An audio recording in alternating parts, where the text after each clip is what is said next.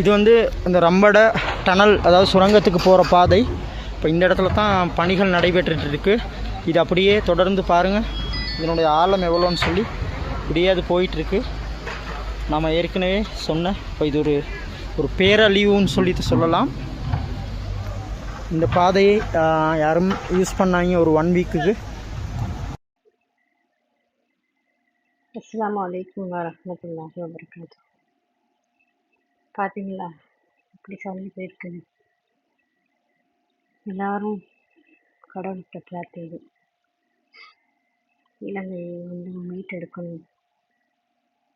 இலங்கையில் பாதிக்கப்பட்ட எல்லா மக்களுடைய மனதும் ஆறுதல் அடையணும். மக்கள் எப்படி வாழ்றாங்கன்னு தெரியல. குளிரில் வெள்ளத்தில் மழை நின்றாலுமே அதோட பாதிப்புகள் ரொம்ப அதிகமாகவே இருக்குது.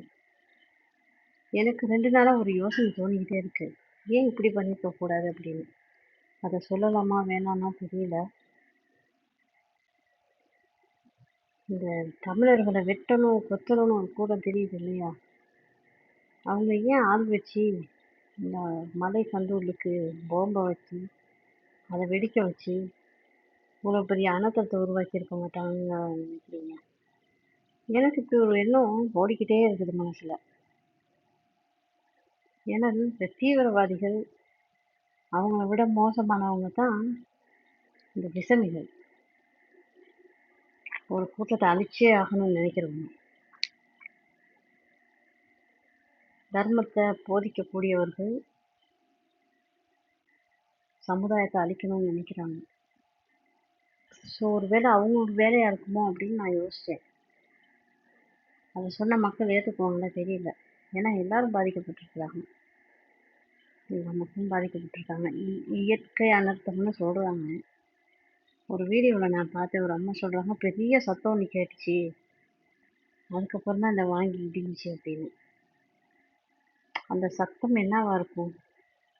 செஞ்சிருக்கலாம், அல்லாஹ் ஆலம், தெரியும்.